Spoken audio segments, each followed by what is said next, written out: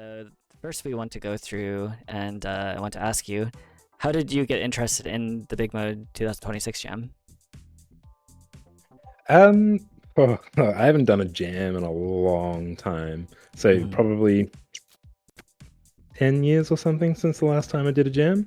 Mm. The reason why I decided to do it is because I had some downtime, and I'm just like looking for work in a different country at the moment. So it's a good way to build up some experience in a different engine, try something different, meet some people, and yeah, push my skills in something that I hadn't done yet. So I kind of just went online, looked up game jams, found that this was the one that was happening soon enough and was big enough, Mhm. and just went with it. Found a team and looking for members and went from there.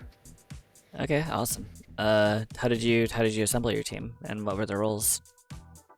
So when we first assembled, there were four guys who knew each other. There was an artist, a composer, and two developers who'd actually worked on a game from last year's Big Mode. But the artist was under the impression that it was a 3-day jam, and then found out that it was a 9-day and kind of like popped off. So we ended up getting another artist on board. We crawled through, I think it was Brackies actually. We crawled through and found an artist from there. And then he jumped on about 2 days in and started really pumping out some art assets. Like, we had a pretty good idea of what we wanted from the get-go on day one, but we were lacking that artist. Once he jumped on, he was all for it, started smashing out assets left, right, and center. Everyone was extremely collaborative. We're all very raunchy mentally, so Mhm. the very raunchy design and mentality that Slick Rick has, I think, is definitely imbibed by each of us. Um, I would give some concept art on how we came to the conclusion for what he is, but I'll do that at some point after the stream. Yeah, is it the one that I saw in the content sharing?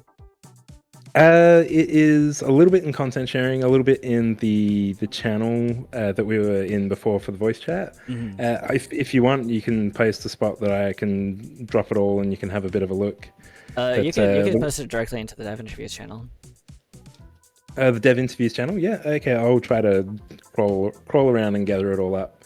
But one thing I'd definitely love to say is that artist that we picked up, I am so surprised he did so well to deal with my nightmare fuel.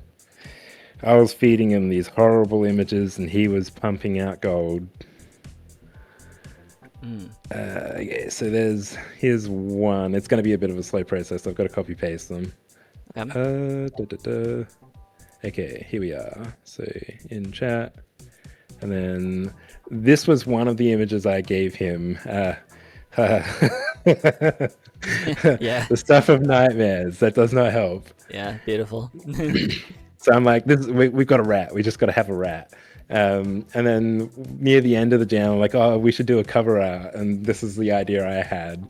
Mm. And then he came back to us within like an hour or something and gave us this gem as a sample. Mm.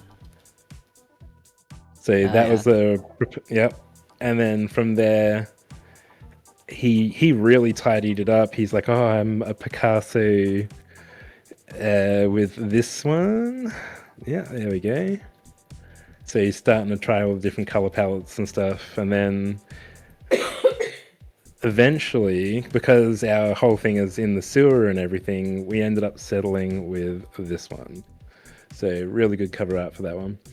Yeah, hell yeah. So you got your jam team together. You're sort of in a transitional period, right? And then you get these guys together. So how did you react to the theme of Slick? What was your So process for that? okay, I posted one more image, by the way, and that was day one concept Cool. art for Slick Rick. Um, Yeah, there it how is. we came to Yeah, yeah. yeah, This we was wanted this him was to fully be. rendered, but yeah, thank you for censoring it for stream. I remember. I remember. Yeah. So one of our developers was like, we want to have someone who has to pay child support to their baby mama. And we're like, okay, that sounds kind of fun, like an interesting premise. Um, And then he's like, but they also have to have a lot of vices. So I want him to like always be smoking cigarettes and drinking beer. Okay, we can get behind this. And then I think it was an hour after that, they posted the slick theme. Like, okay, this is perfect for what we want to do. We're just going to do like a really scummy slick. Oh yeah. Like, this guy comes up and he's a bit of a con man and he convinces you that everything's a great idea when it's not. And then from there, we were originally going to do a game we were going to call Frack Me. And it was going to be where you go down into a mine and then you mine for some sort of gas or oil. Then you bring it back up and you feed it through a pipe into baby mama's mouth in order to pay your child support that way. And then we're like, okay, the game loop doesn't quite work. So let's try to make it something a bit more engaging. Thought of going through some sort of sewer system under a city where we could have a bit more of a backdrop or a backstory behind it. And then we're like, okay, well, what's his reason for being in the sewers then? And then we were thinking, oh, maybe he goes through there fighting off mutants or something weird like that. And then we shifted more into, well, if he's in the sewer, we need something that lives there that makes sense being there. Mm-hmm. So we started shifting onto the rat theme. And then we're like, okay, well, fighting things in the sewers is kind of like there's only so much progression you can kind of do. And then you have to start getting out of the sewers or changing the scenery. So what's something you could kind of do in there and keep doing in there? So that's where we started shifting into this, let's do something where we can repeat. And skating games tend to usually do that. Right. It's a case of you get a small arena that you jump around in. You get a certain set of skills and everything you've got to try to master. And you don't mind being in that same place. So that meant that we could really draw down the amount of effort to build set dressings and all of that to still keep people interested, but make it look high fidelity and interesting. So from there, we started polishing out our toilet cubicle because we're like, okay, we've got to get down there. That can't be the only place we are. So we built out the toilet cubicle, and then we're like, okay, well, how do you get down there? Okay, let's flush ourselves down there. Yeah. So right here, you see a toilet in the background with all this poop coming out of it. Yeah. The reason for that, and I would say, I'm trying to keep this PG, so I'm going to hold back on some of my language. No, you don't need to do that. I don't need to do that. Okay, well, or whatever. Yeah, okay, so there's a bunch of shit in the background. Yeah. My game literally has the F-bomb in it like a lot, so you're fine. We had to hold back on a lot of the raunchiness in this game. We didn't want Donkey to get banned for streaming our game. If you're really interested I say fuck on the stream all the time. You're fine. Yeah, if you really want later on, I'll explain some of the stuff we were thinking of putting in there, but kind of had to hold off on. Yeah, so from this flushing down, we're like, okay, cool, let's do something like Tony Hawk's Pro Skater. That took a lot of inspiration from that for like just the general controls and everything. But we wanted to keep it simple where you could pick it up without a lot of controls you had to learn. So it was easy to pick up but hard to master. That's definitely something a lot of games should do. And I've seen a lot of games in this jam do that really well. Where essentially you have your movement controls, which on keyboard is WASD. Then you have shift control or right click, all mapped to the same thing, which is a boost. A boost can be used while on the ground or in the air. So on the ground, you'll have a drag from your slick cig, and then you'll hear him go, where he's essentially sucking up this entire cigarette and getting a speed boost from the head high. Or when you're in the air, you'll drink a slick sip, where he gets drunk and gets a lot of confidence from it. So he'll go higher in the air and he'll have a lot more hang time. Okay. Gotcha. So we were really trying to lean into this slick theme. And then, from there... You're going for like the ultimate dirtbag rat, basically. Yeah, the ultimate dirtbag rat, yeah. So there's storylines behind Baby Mama, who you have to pay your child support to at the start of every day. Of course. There's a storyline behind Slick Rick, who is this like deadbeat dad who tries to avoid as much responsibility as possible and do all of his vices like gambling, drinking, and smoking. And then you've got Cool Canary, which is the really cool friend who sells him all of these vices, but is giving him advice at the same time. So he's kind of the rock that you need to bear you in the right place, or ground you, I guess is the right word for it. We wanted to bring in more characters, like a boyfriend of Baby Mama, so that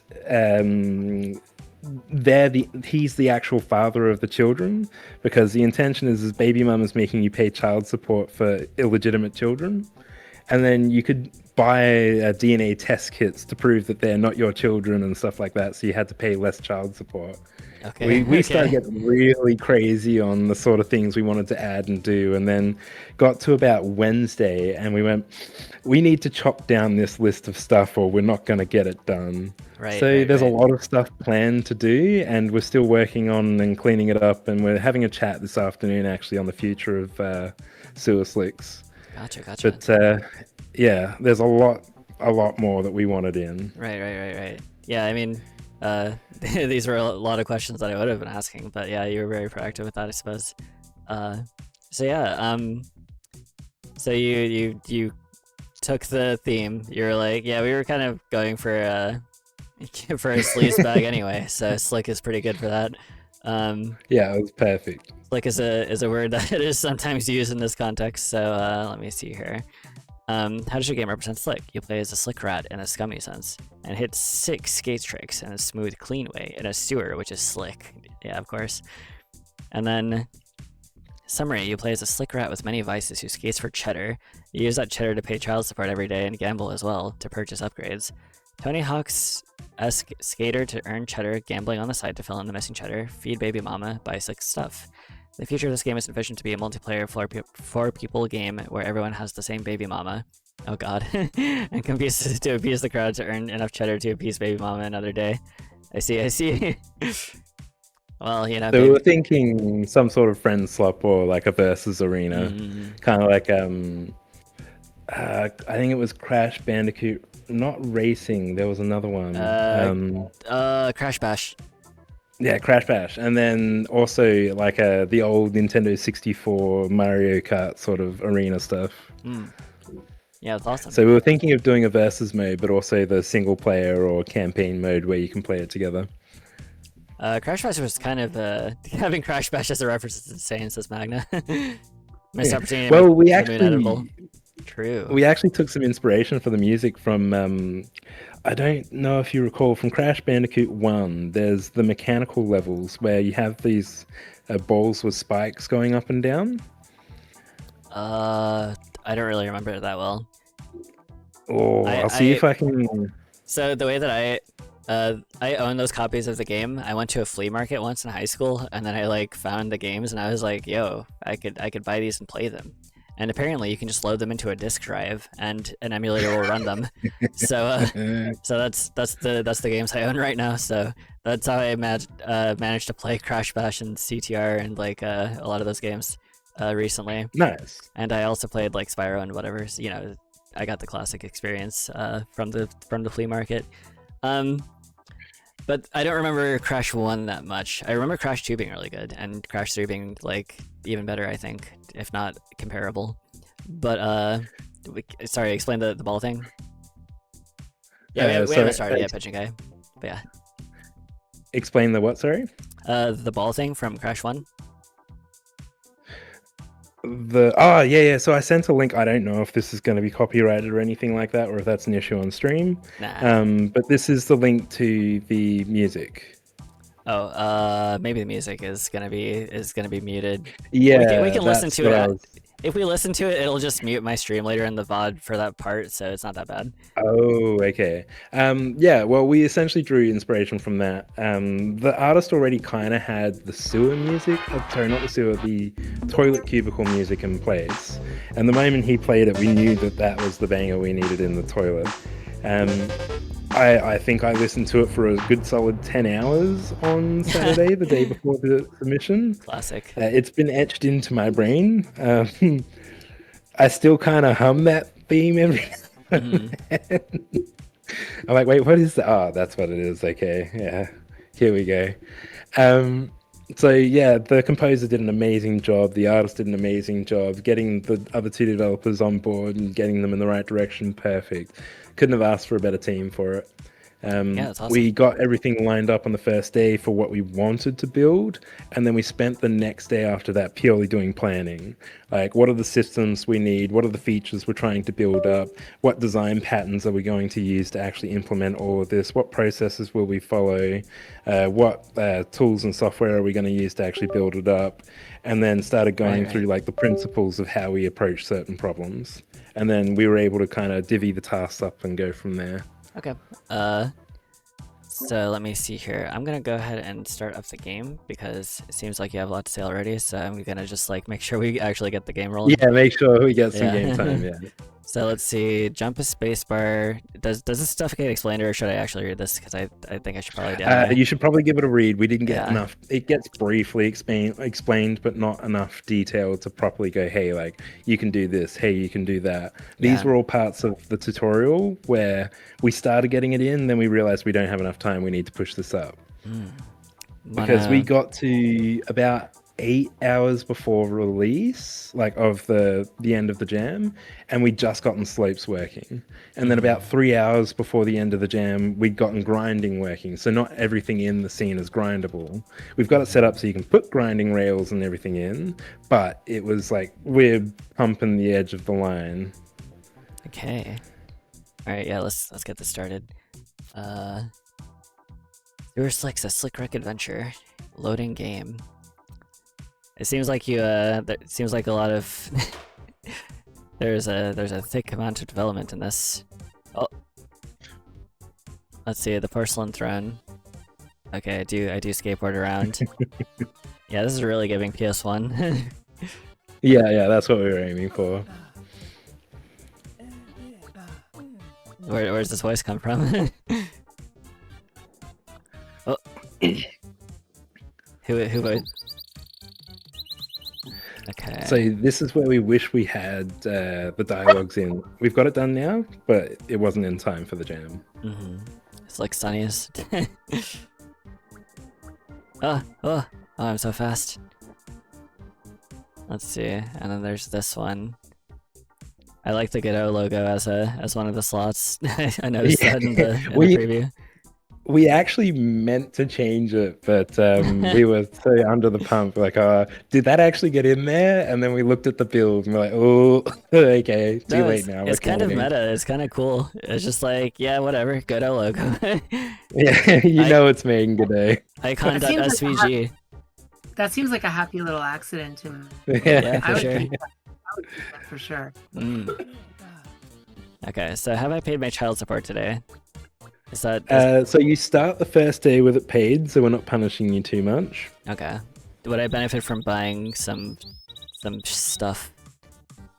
You can buy some stuff. I'll buy some cigs. Yeah, and some if you're gonna buy anything, yeah, maybe like some 2 slick cigs and a slick sips if you're really looking at going in there. Okay. But you'll want to get used to the controls and stuff first, most likely.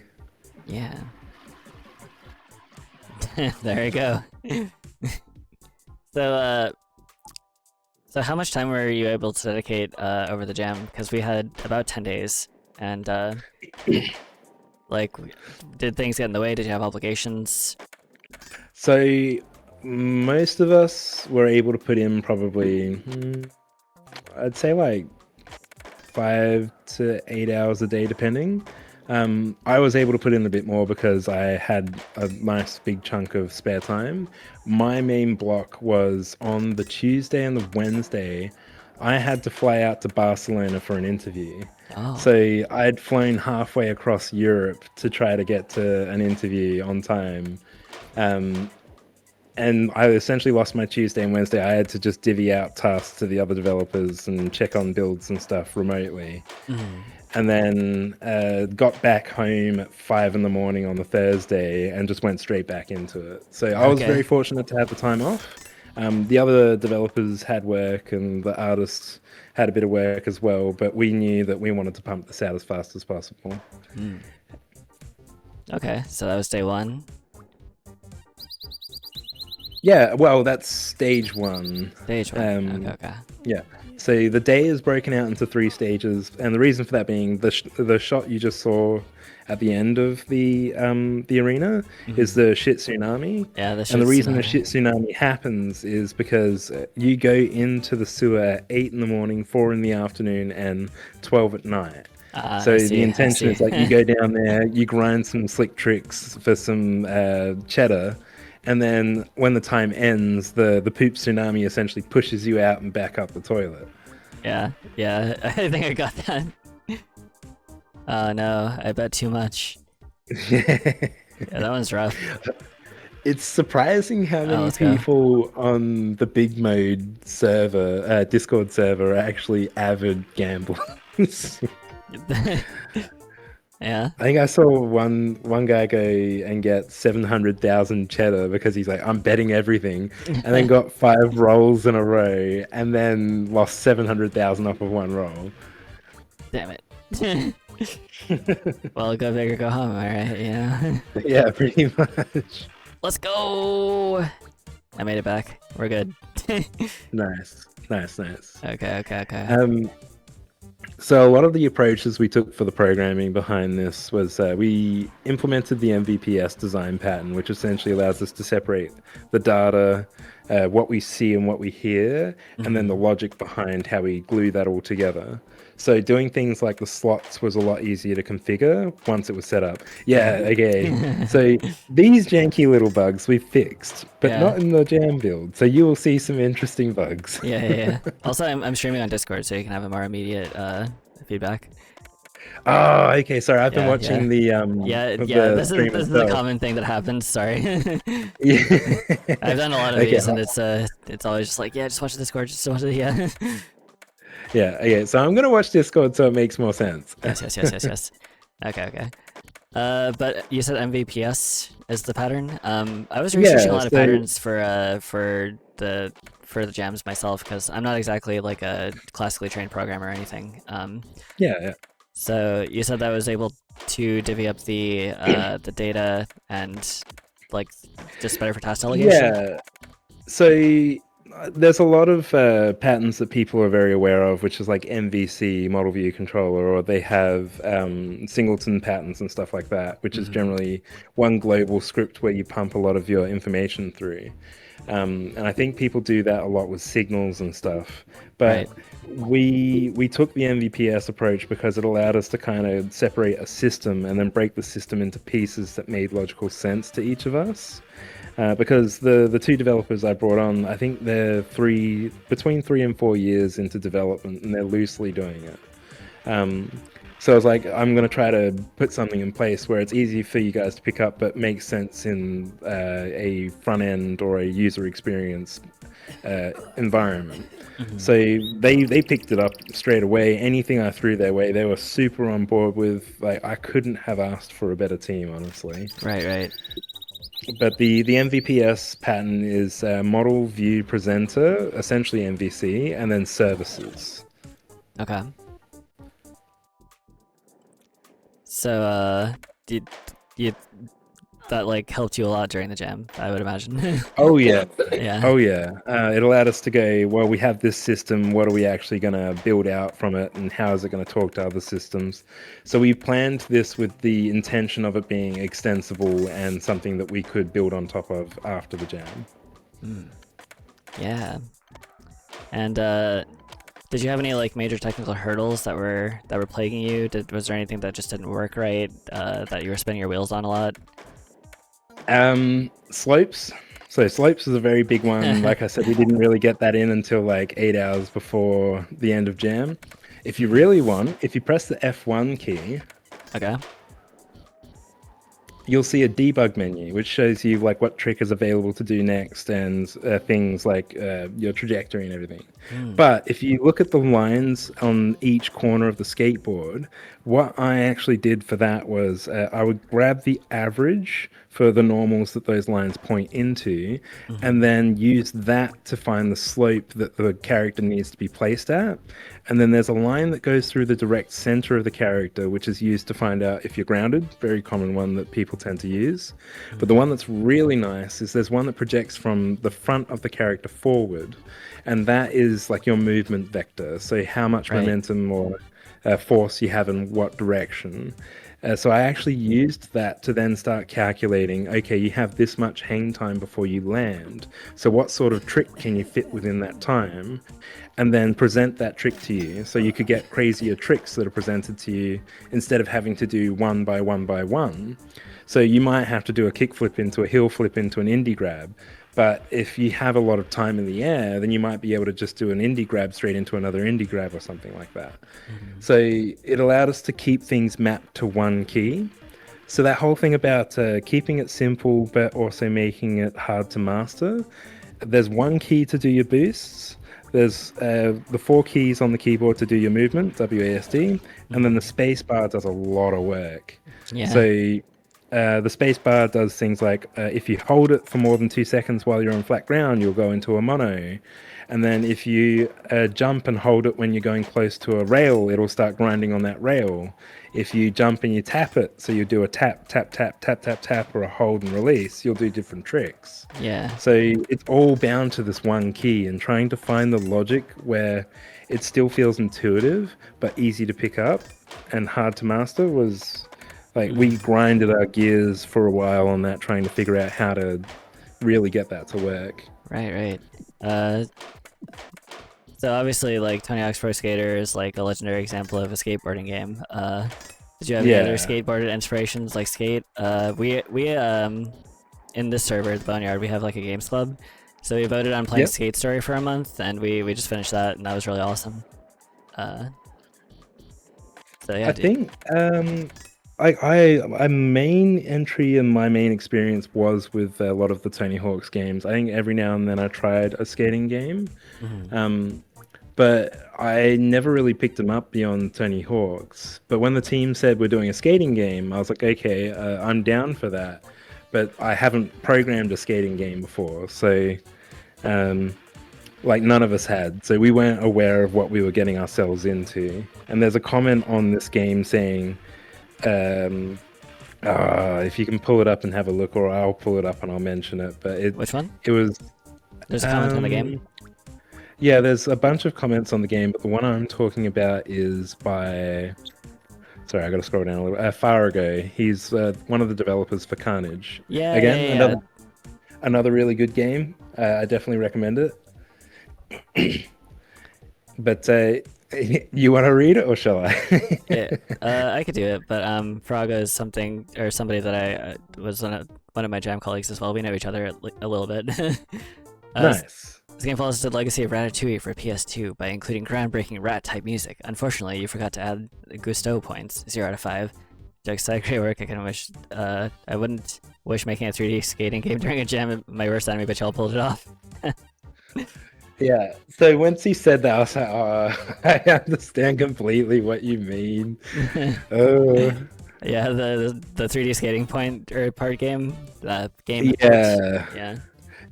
Yeah, like you can take the approach of just slapping colliders on everything and kind of going, when you hit this collider, do this move or make this happen. But we really wanted you to be able to skate anywhere and not have to do all this manual extra stuff. So like you could just dump in a ramp and it should be able to work out how to skate on that ramp on its own. Damn it. Anyway. Yeah, I mean, you haven't got much cheddar left. I do not have much cheddar left. If you had some cheddar, I'd mention getting some drip from Cool Canary, because you'll actually start dressing up in your sunnies and your cap and jacket and stuff. Yeah. In this version, the jacket's bugged, but we've patched that for the post-voting phase. Very nice. Don't do a punch out, you'll lose all your money. Yeah. A little too late there, Pigeon. My bad. Yeah. So did you and this is referencing Skate Story again, because my current Actually, partially my inspiration for getting an actual real skateboard in real life recently. Nice. But yeah, in Skate Story by Sam Eng, he says something along the lines of, "If you make a game that's fun to playtest, you'll never have a productive day in your life." So did you do a lot of like mindless playtesting where you're just like vibing with the movement? Yeah, like you would eventually just get into a flow state where there was a point where I would just spam spacebar and I just let it go, and it's purely just going, does this trick happen? Does that happen? It was fun at points, but obviously when you're doing manual testing, it does become a little bit of a grind. Particularly because when we first did it, we didn't really set up a reset and we didn't have the sewer until about 2 days near the end. So we're constantly like skating off the top of the toilet, landing down in that bottom area, and then having to have to skate around in circles testing stuff because I don't know why we did that to ourselves. But it was definitely a case of like we could see that there were fun aspects, but when you have to do the same test over and over again, it does become a grind. Yeah, a grind. Yeah, for sure. Oh my god. Yes, thank you, Ruby. Yeah, it kind of boggles the mind, right? Because Tony Hawk's Pro Skater 2 is still such a banger. Like, how did they do it? Oh yeah, they're on like ridiculously underpowered hardware compared to now, and it's like a phone could store like 100 PlayStation 1s or something, you know? Like, yeah. what were they doing? Shit. I mean, there's emulators running PlayStation 1 and they struggle to run it at times, so it's mind-boggling that they were so good at efficiency and they did it on such poor tools. And there's one thing that I don't hear mentioned a lot, but that game has a level editor. At least really? At least like Pro Skater 2, I believe. Yeah, it has a very sophisticated level editor. You can build out shit like Minecraft. It's insane. Wow. I must have tried it at some point. It's been so long since I've played them, but I do remember. Sorry, what was the that? way you worded that, Bone Jackal, I thought you were saying that you could design a game like Minecraft in the level. Like, was that awesome? yeah, they found the arbitrary code execution bug in Tony Hawk's Pro Skater 2 that lets you do that. Somebody made Minecraft inside of it, but no, it's really cool. Yeah. You know what they could do? They could make Minecraft inside of Tony Hawk Skater, and then they could make Tony Hawk Skater inside of that Minecraft. Oh, inside of Tony Hawk's Minecraft. Yeah. Yeah, exactly. It's Minecraft all the way down. Exactly. Sorry, but I'm not averse to making an editor or something like that. I do a lot of this stuff in my spare time. I recently built up a Lego block editing software in the web browser because I noticed Lego didn't have like Lego building software that you could just run on any device. So it works on your phone, your tablet, and all sorts of stuff.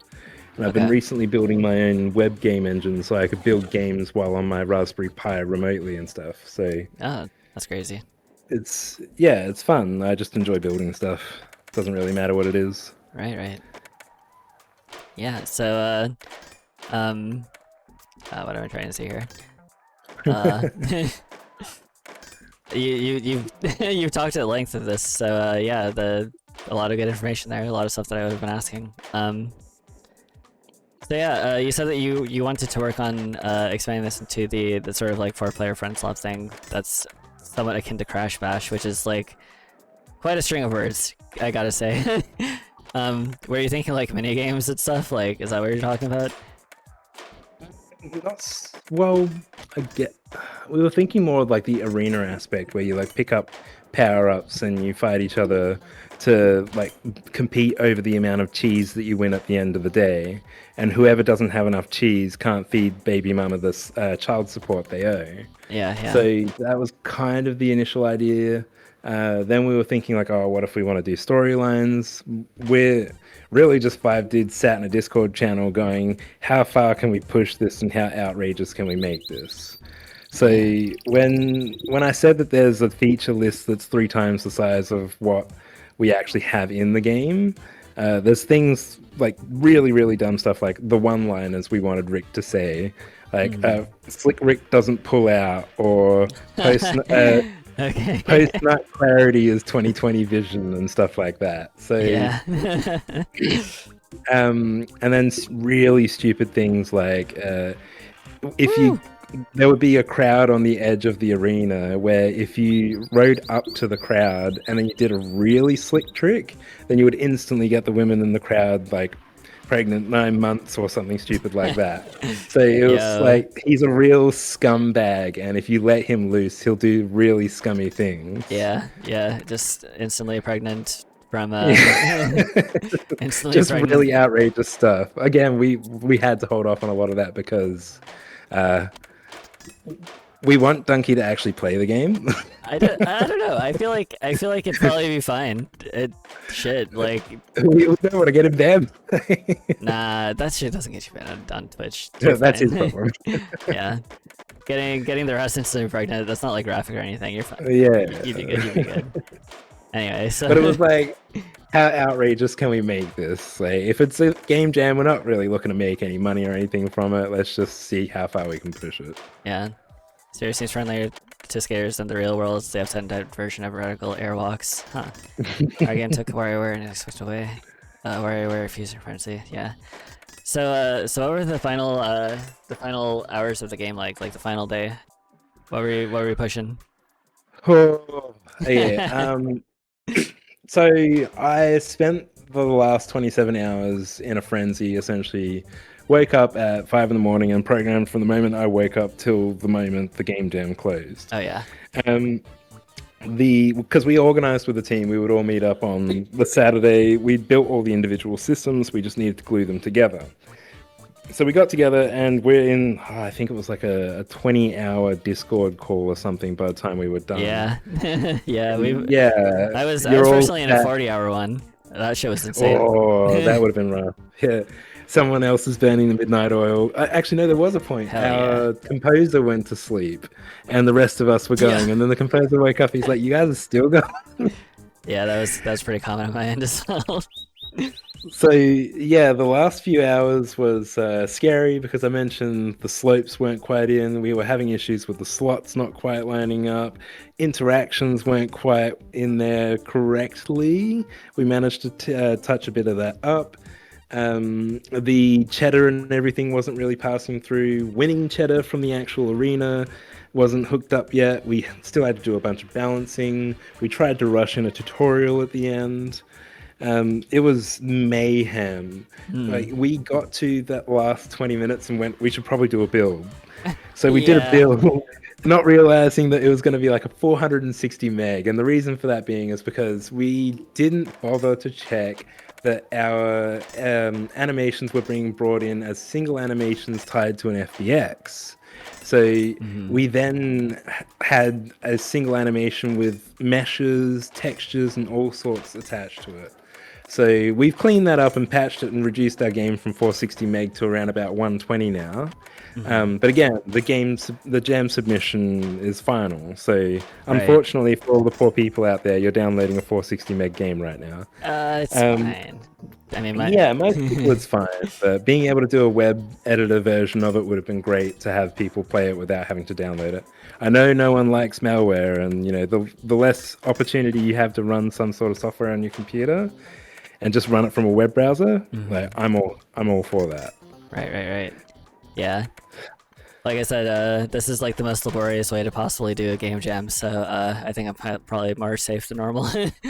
Yeah. I think like you mentioned, it's definitely better to have the developers jump in and go through it with you. You build a lot more trust that way. Yeah, it's also awesome because when I was first starting out these interviews, it was pretty common that people said that they would join a jam with people that they don't know. They wouldn't even build much of a rapport with them. Sometimes they would just part ways instantly, and then they fired and forgot. They don't even they don't even get many comments back. So it's just like you do a whole game jam for basically like 8 to 10 comments, and I was like, that doesn't seem right. Like, all of these people are here with all of your same priorities and stuff. Why not just chat them up? So so that's what I'm doing. Yeah, you just got to chat and network. I've definitely experienced that in this game jam, where it's like you build a community within the community to like really learn about approaches to things and learn about the ideas things were taken. I feel like there could even be opportunities where people in teams may have been better matched in other teams, and then they might find a certain developer or a certain artist or something that matches their style more. Yeah.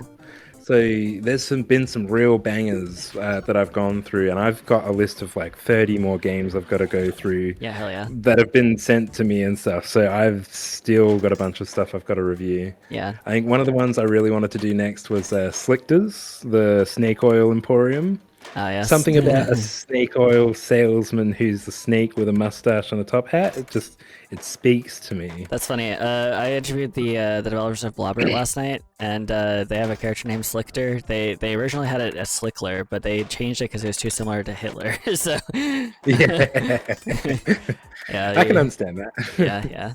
But yeah, to your point, one of my proudest, I guess, things, like, my community has come up with a lot of really incredible collaborations. So, for instance, Lion and 10-7 last year at the 25 BIGMODE Jam, they collaborated and made Arcbreaker, which actually had the highest aggregate score at the jam. It was, Oh, nice. yeah, and that's because they met through these connections, and that's always really cool to me because like we've become good friends and everything. Like we hang out every day. I'm actually collaborating with the winner of the BIGMODE 25 Jam, Basic. One of the people that was on Divine Dice. That's the musician on Moonlight Fire. And like I don't know, it's just super cool to be like in the jam space because like we're all really passionate and we're just doing this really absurd thing, and then you're just like, yo, you've got the same mind virus I have. Let's just talk about it. You know, like basically go, yeah. So yeah, I'm glad that you've been enjoying the jam experience. So if you and your team had like just like one more day, because I was like begging, I was praying, I was just like, please just give me one more day. This game would ship so much better with just one more. Like what do you think your team would be doing? There's a bug where when you fail, and then you go to click restart, it doesn't properly reset the game, so you have to exit out and go back in. So there's a bunch of little things like that we noticed, and I patched it in like an hour and a half afterwards. Mm-hmm. And then some of the other guys noticed issues with their things, and they've been patching it over the last day or two. If we had that extra day and we couldn't really patch anything else and fix things, I'd say the main thing I wish we could have done is reduce the build size, so fix those FBX animation issues, and then make a web browser version so that people didn't have to download it.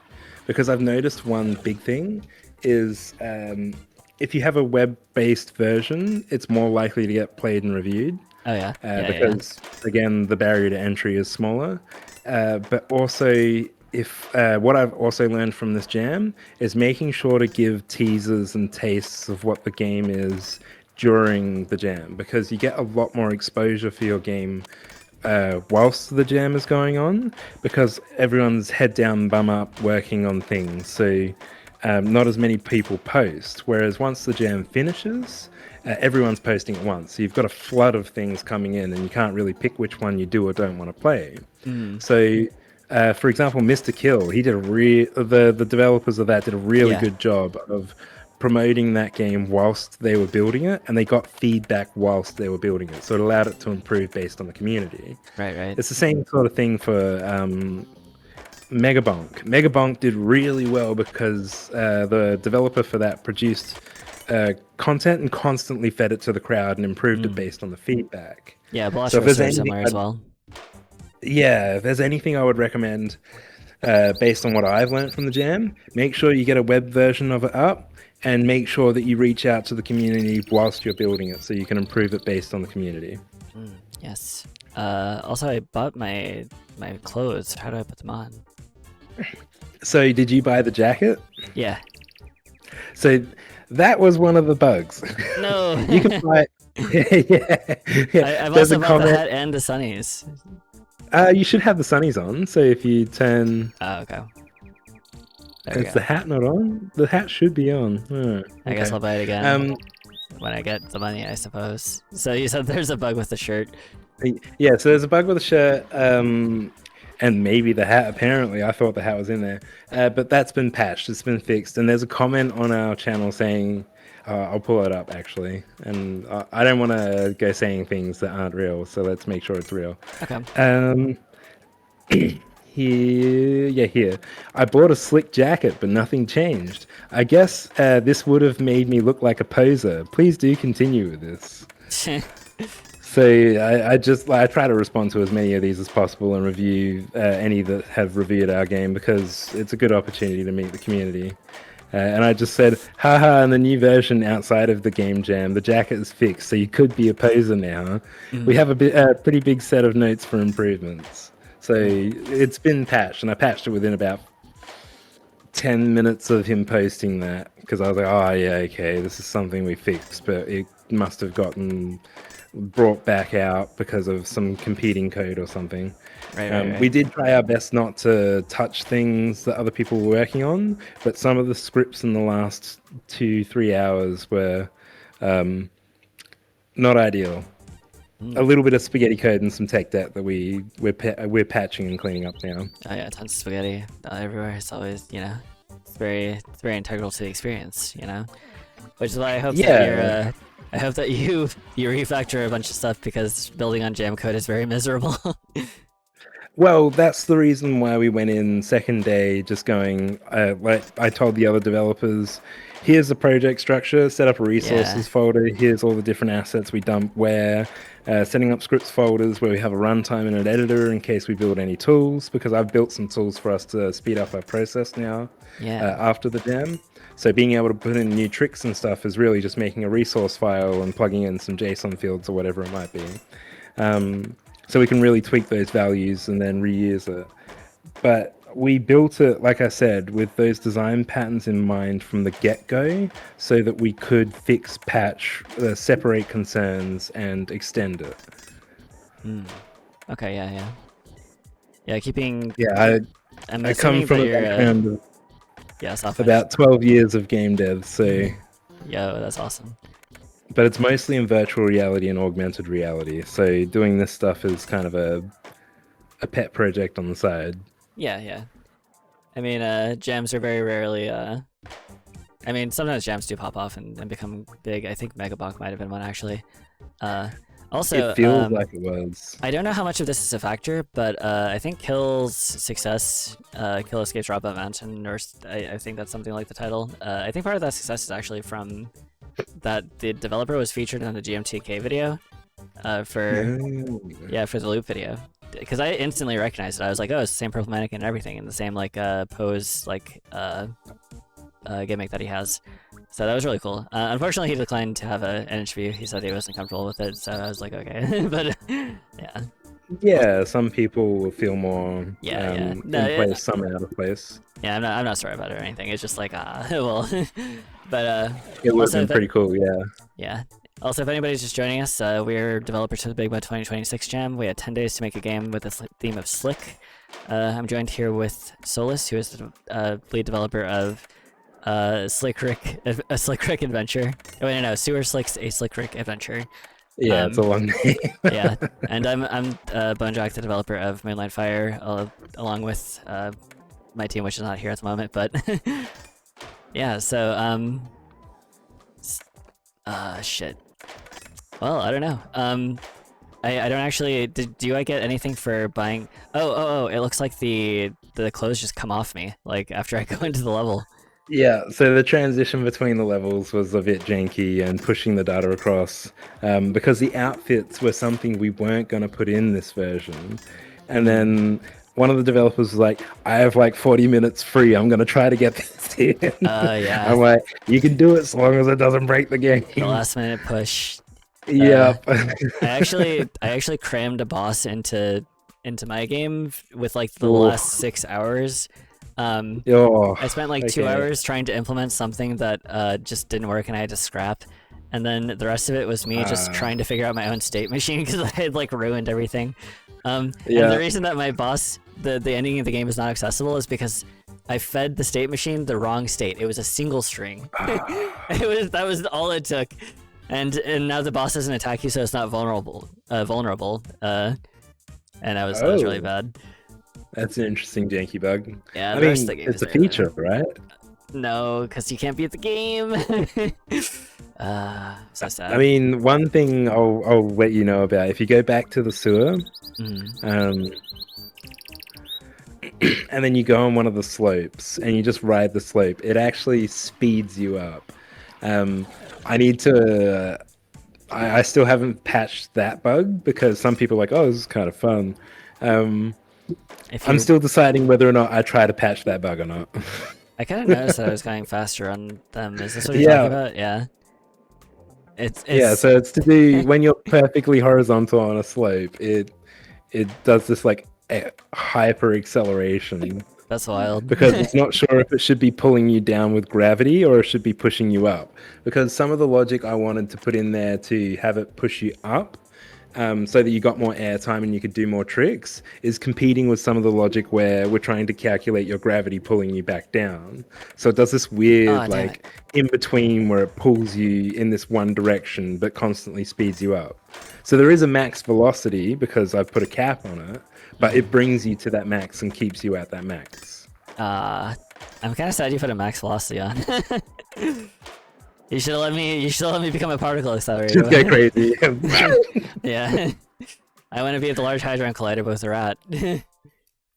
And then the only other thing I would say is, oh, you got to pay, baby. Oh, you got plenty of cheddar. You're fine. I got plenty of cheddar. When you go into the sewer this time, go into your settings and then play around with. Actually, don't bother playing around with the setting. Well, you can if you want to. Click the little arrow on the right so you can switch the tabs over.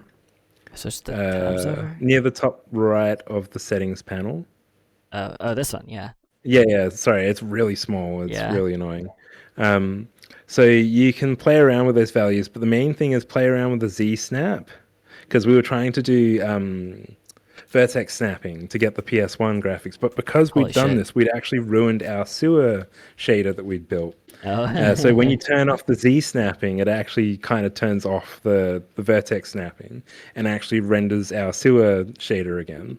So we've patched that and we've fixed that now. But the version without you've got the holy shit. That's...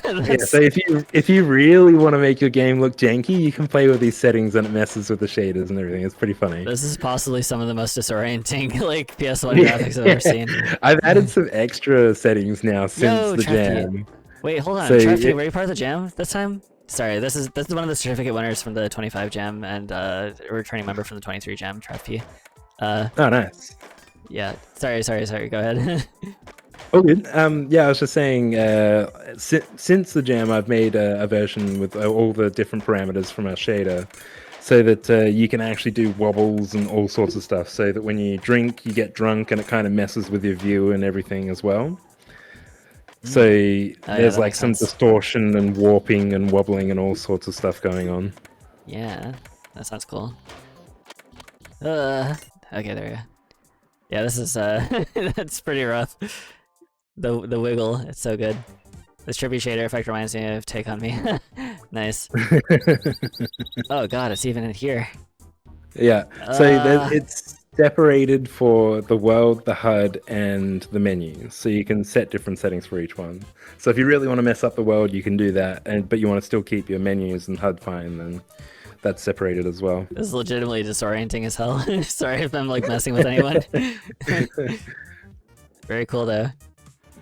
Man, I learned so much from doing this jam. Yo, hello, Kleinicall. Thank you for the first time chat. I hope you're enjoying yourself. If you're just joining us, we are developers of the BIGMODE 2026 jam. We had 10 days to make a game start to finish with the theme of Slick. I'm joined here by Solist, who is again the developer of Sewer Slick's Slick Rook Adventure, and I'm the developer of Moonlight Fire. So, I also wanted to ask you, because I actually just learned this myself, but it seems you've been in Godot for a little bit, at least, right? I don't know how experienced you are with Godot specifically, but... Oh, Godot, no. Okay, so my experience is 12 years with Unity, and then some stuff with Unreal Engine. But Godot itself, I touched it for like a week back when Unity had an issue where they were going to charge per client that installed the software whatever software you had.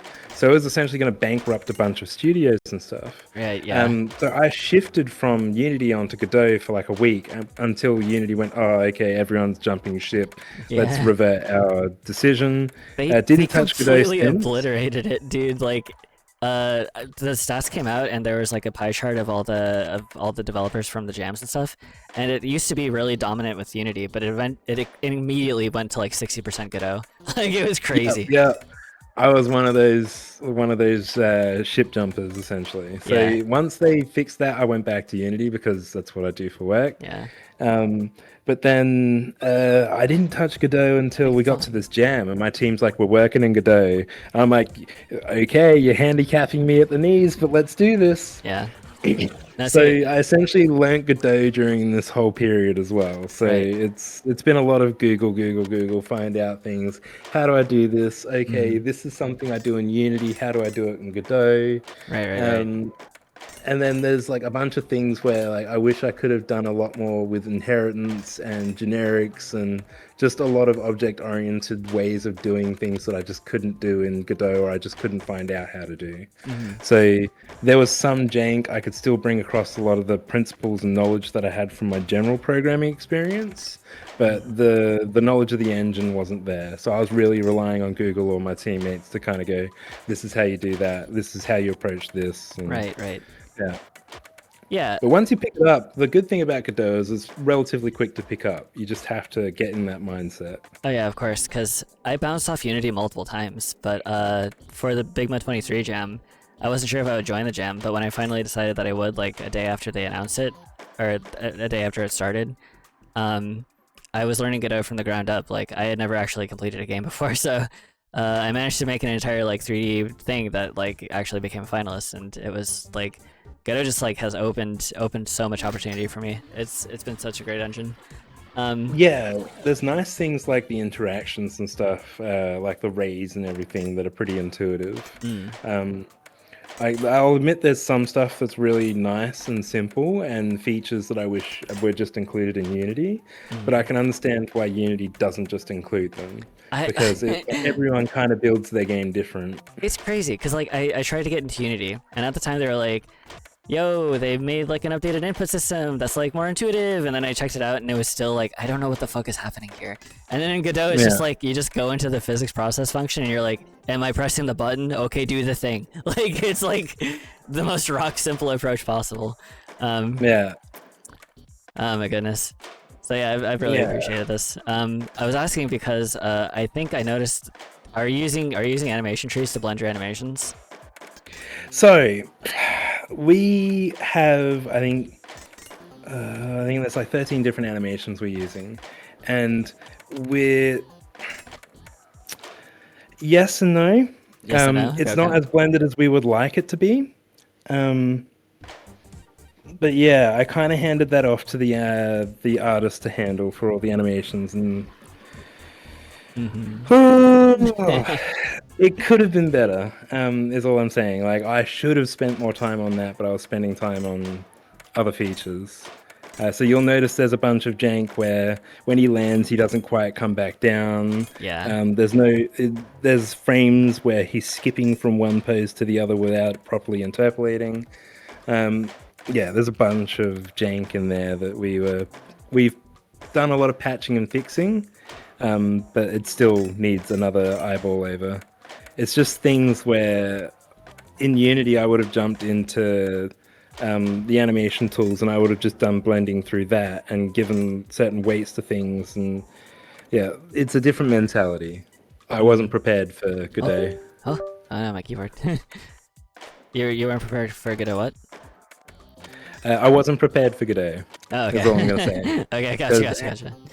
Animations are like, they're part of what makes it feel really slick, and I feel like I could have put a little bit more elbow grease into it to really make it punchy and feel good.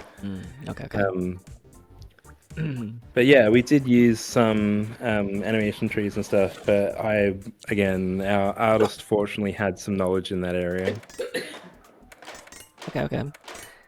So yeah, it sounds like you you managed to pull through a lot, actually, especially with having to learn, because, I mean, even if you have fundamentals, it's not a small feat, I think. Yeah, it's a whole engine. Right. With very different design philosophy, because I think Godot Yeah. is very like compositionally oriented, is what I've heard, and you just kind of stack on nodes, like that everything is a scene or a node, that's all, or a resource, I guess, and yeah, it's very clean and simple, but it does kind of get away from me personally. Like I've had to formulate my own like ways to organize everything, but no, definitely it like this game did come out really good so far, so I'm excited to see where you take it.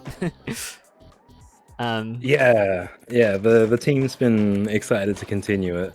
It's just finding the right time, because I think we all put that block of time aside, and now we're all trying to marry up the times, because we have one of our devs is from the US, one is from the UK.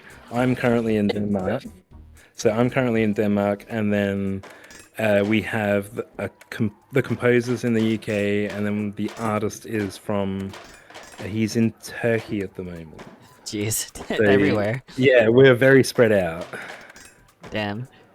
Yeah, and you met for this jam, right, if I recall correctly? Or 3 of them already knew each other, so the composer and the 2 devs, and then I jumped on, I think it was the day before we actually started and the theme was announced, and then the artist jumped on about 2.5 days in. So you built up a good rapport then, like you're all cool with each other, and you like the team. Yeah, well, you should see the madness that is our Discord. There's obviously a lot of not safe for work sort of stuff in there, and the sort of memes and stuff we were posting were like Walter White constantly. When something like the artist drew up something really cool, we put in Walter White cooking up a batch and stuff like that. Of course. Yeah, when they're cooking, you let them cook. Yeah.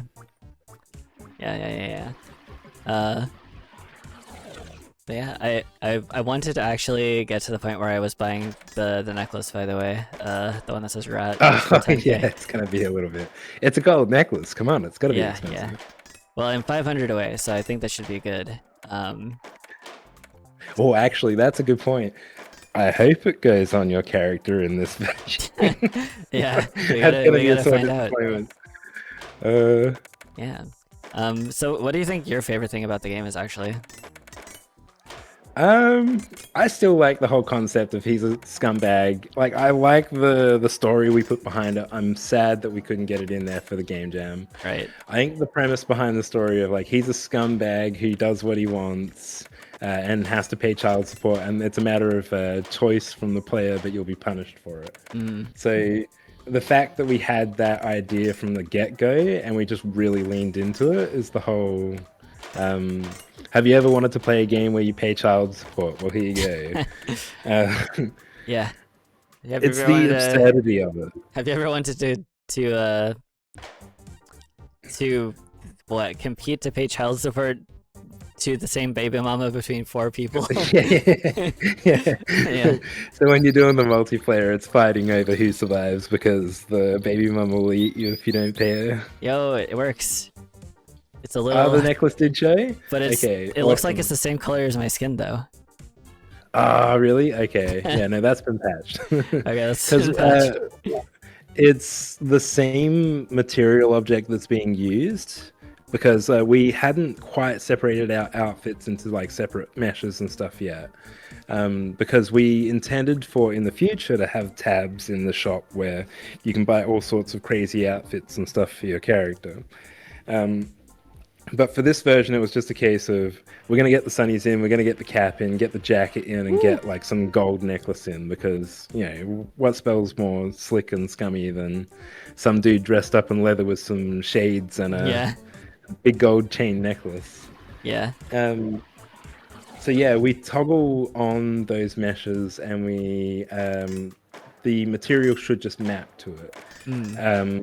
I wasn't the one in control of the outfits, so I think the dev who was doing that said, "Oh, I rushed it in and it's really dirty code, and I'm ashamed of it, but it's in there." I was like, "As long as it doesn't break the game, that's all that matters." What was? Do you have any specific stories about how you did something very spaghetti? So my first approach to trying to do the slopes and everything, again, I told you the F1 button where it shows you those different lines and stuff. Yeah. The initial approach I took was a single line downwards and trying to take the slope that you're currently on, and the character would just go mad. They're bouncing around, not quite sure where to settle because the angles on the slope were way too defined. And then doing things like grounded and airborne were just like, it didn't know when it was grounded or airborne on slopes and stuff like that. So I think I had to do, what was like 4 passes by the end of it on just the controls for slopes. Damn. And I had to completely re-engineer our skating logic based on that. Because I built it one way and I'd gone, sweet, we can go around in circles and jump and stuff. And then me being me initially went, I didn't test this on ramps. And then went up ramps, and then because I was projecting our vector forward, we would hit the ramp and it would just stop us instantly. So I had to then go and in that debug, there's a big line that goes forward, which is your vector, your movement vector. There's also a little line in that, or a little bit further back from that, which projects down from the front of the board so that it can predict if there's a slope or something that you're going towards, and then recalculate your movement vector based on that. So there's a bunch of stuff I'd like to do to improve it and make it smoother, but that was the general premise by the end of the controller builds that I'd done to actually get it to work. Okay. So yeah, I don't wish, like that comment said, I don't wish building a 3D skating game on my worst enemy during a 10 day trip. It's doable, but you're not going to have, well, it depends on what you decide is a fun time, but it's going to be a struggle. Yeah, for sure. Okay. If you're a masochist, then yeah, go do it. Yeah, Clinical. Yeah, they are planning on making this into sort of a friend slop game, it seems. So I look forward to that, I suppose. Let me just do this really quick. I want to see how. Oh my god, this is awful. How disgusting. They're really leaning into the PS graphics now. Oh yeah, I don't know if this is PS1 graphics. I think this is something else. I think someone mentioned this is what like Ubisoft or something is going to be like in 2030. Yeah. Like this is the next era of games. Oh, yeah, for sure. Okay, well. Check out these mad graphics. Yeah, I wanna find the most disgusting ones. Wait, the first snap. There it is. Oh god. Oh. What is happening? I'm a square. Yeah. I'll admit I never bothered playing around with the settings this heavily. Well, that's what I'm here for. I found a good spot when I was standing still, and I was like, okay, these are the defaults, and then I kind of just left it open to interpretation for everyone else. Nice. Yeah, there was a point there, actually, this was another painful point. When I was trying to figure out the vertex snapping, I was actually calculating some of the normals in reverse. So I'd be seeing back faces instead of front faces. So I was doing exactly what it should do, just the wrong way around for the faces. So I'd be seeing through objects onto the back of it. And yeah, it was all sorts of madness. Goddamn. Well, awesome. All right. Do you have any other like inside jokes? Any funny development stories? Any shoutouts? Anything else? I'd say, yeah, shout out to the team for doing such a great job in dealing with the madness that was Slick Rick.